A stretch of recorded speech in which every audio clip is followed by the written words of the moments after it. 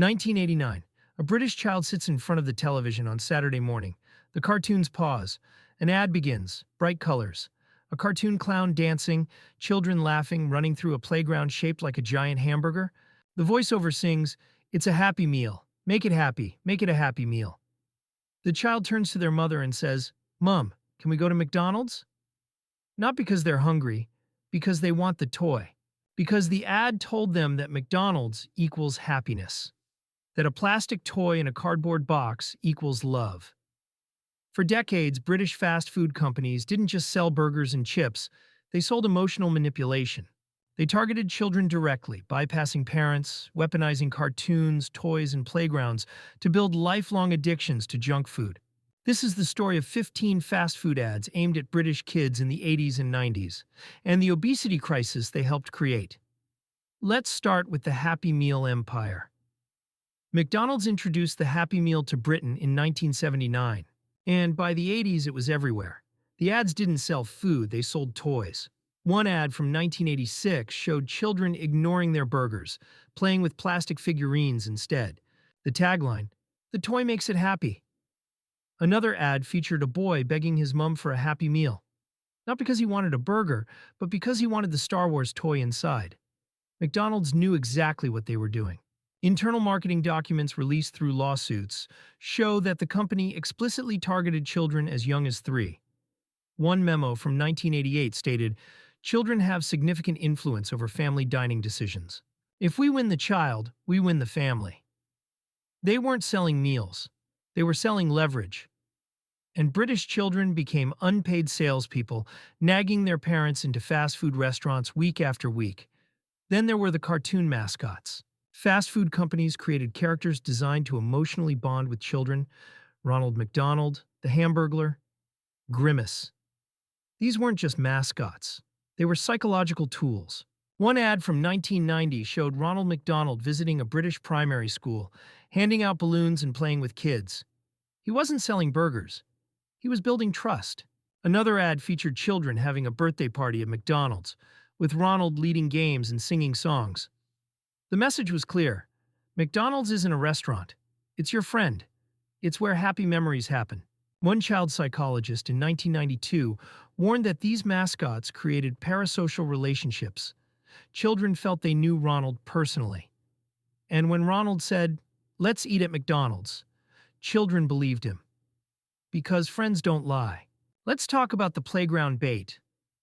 In the 80s and 90s, British McDonald's, Burger King, and Wimpy restaurants installed indoor playgrounds. And the ads sold them hard. One ad from 1987 didn't show food at all. Just children climbing, sliding, laughing in a McDonald's play place. The tagline, "Where kids want to be." Another ad featured a child begging to go to McDonald's. Not for food, but to play. The parents gave in. The playgrounds were free. But they were bait. While kids played, parents ordered food. And the longer kids played, the more likely parents were to buy dessert, extra chips, another drink.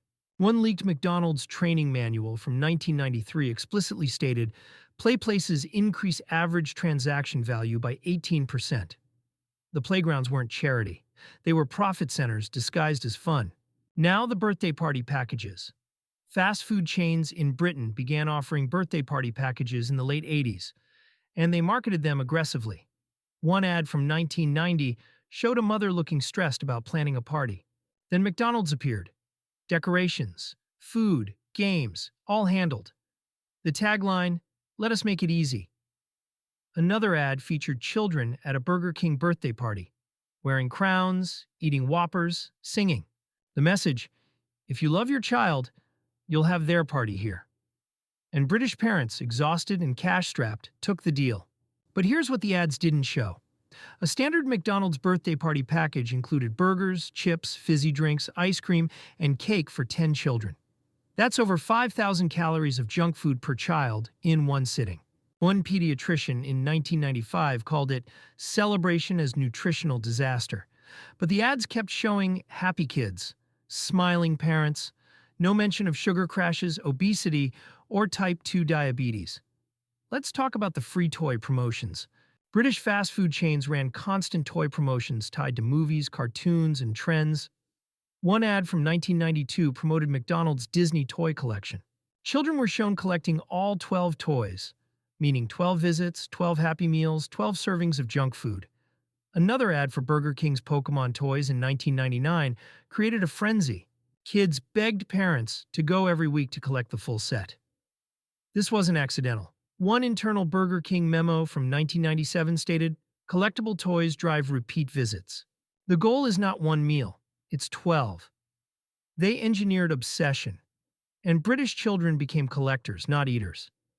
The food was secondary, the toy was the product. And parents paid for it, financially and in their children's health. Then there were the Kids Eat Free manipulations. Many British fast food chains ran Kids Eat Free promotions. One ad from 1994 showed a family at Pizza Hut. The voiceover said, "Kids eat free on Tuesdays." It sounded generous, but there was a catch. Kids ate free only if adults purchased full-price meals. And the free kids' meals were still junk. Pizza, chips, fizzy drinks, ice cream. The promotion wasn't about feeding kids.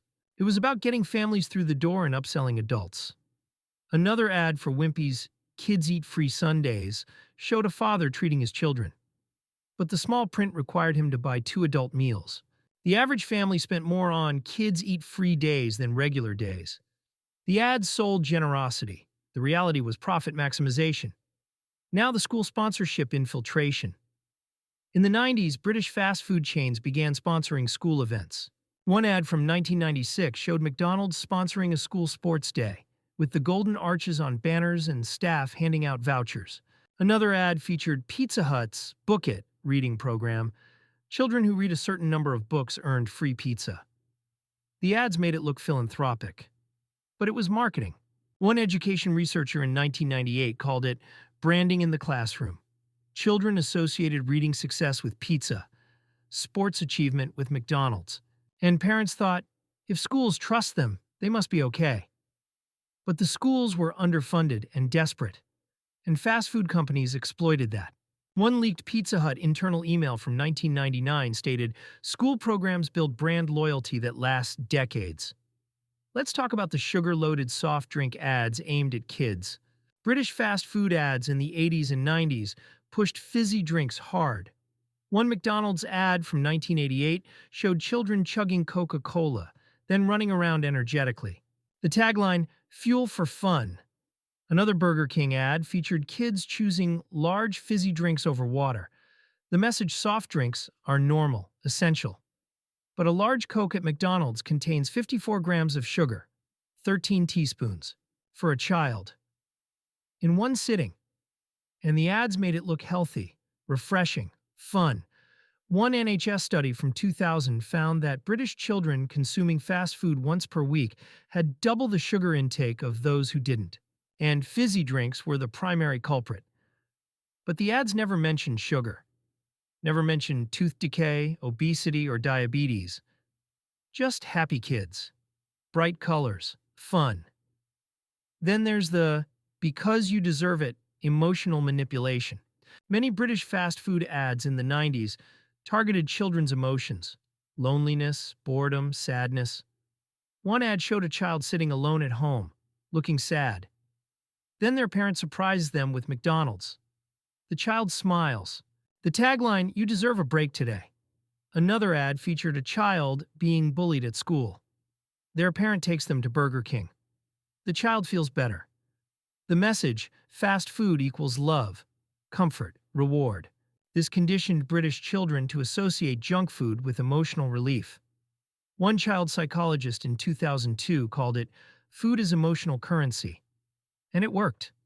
British children learned that sadness equals Happy Meal. Stress equals Burger King. Boredom equals KFC. Food became therapy, and obesity rates climbed. Now the portion size normalization for kids. In the 80s, a McDonald's Happy Meal was small. By the 90s, portion sizes had crept up. One ad from 1998 promoted Mighty Kids Meals, larger portions for older children. Another ad for Burger King's Big Kids Meal showed a 10-year-old eating an adult-sized burger. The tagline, "For kids with big appetites." But these weren't natural appetites. They were engineered. Larger portions meant more calories, more profit, and more normalization of overeating. One nutrition study from 2001 found that British children's average fast food meal size had increased by 38% since 1980. And the ads reflected that. They showed kids eating huge meals and smiling. The message, big portions are normal, expected, healthy even. Let's talk about the celebrity and character endorsements. British fast food ads in the 90s used celebrities and cartoon characters children idolized. One ad featured a famous British footballer eating at McDonald's with his kids. The tagline, "Even champions eat here." Another ad used Looney Tunes characters to sell Burger King meals. Bugs Bunny eating a Whopper. Tweety drinking a milkshake. These endorsements bypassed logic. Children didn't think, is this healthy? They thought, Bugs Bunny eats here. I want to be like Bugs Bunny. One advertising ethics report from 2000 criticized this as exploiting developmental vulnerability. Children under 8 can't distinguish advertising from reality. They trust characters. And fast food companies weaponize that trust. Then there's the fun beats nutrition messaging. British fast food ads in the 90s never mentioned nutrition. They mentioned fun. One ad for McDonald's Happy Meal showed kids playing with toys, ignoring their food entirely. The voiceover said, "It's not just a meal, it's an experience." Another ad for Pizza Hut's kids menu featured children laughing, running, playing arcade games.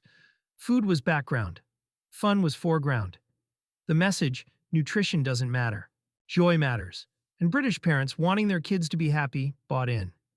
One public health study from 2003 found that 71% of British parents felt guilty for saying no to fast food.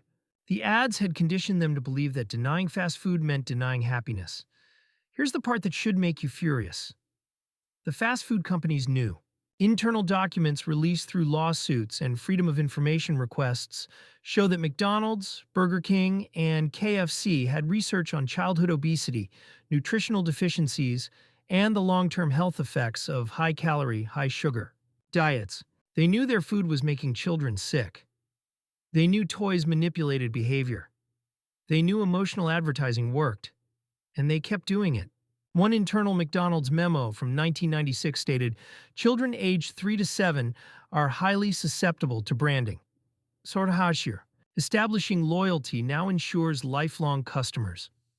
Another memo from Burger King in 1998 said, "Parental guilt is a powerful motivator." Ads should make parents feel that saying no to fast food equals bad parenting. They weren't just selling burgers, they were engineering addiction. And British children paid the price. Today, Britain has some of the strictest advertising regulations in Europe. Junk food ads during children's programming are banned. Toy promotions are restricted. Mascots are scrutinized. But the damage is done. The generation that grew up in the 80s and 90s, the kids who collected Happy Meal toys, had birthday parties at McDonald's, and believed Ronald was their friend, many are now dealing with obesity, diabetes, and diet-related illnesses. British childhood obesity rates tripled between 1980 and 2000, and fast food companies made record profits. These ads didn't just sell meals. They sold emotional dependency. They taught British children that love equals junk food, that happiness comes in a cardboard box, that their worth is tied to consumption. That's not marketing. That's predatory, and we can never let it happen again.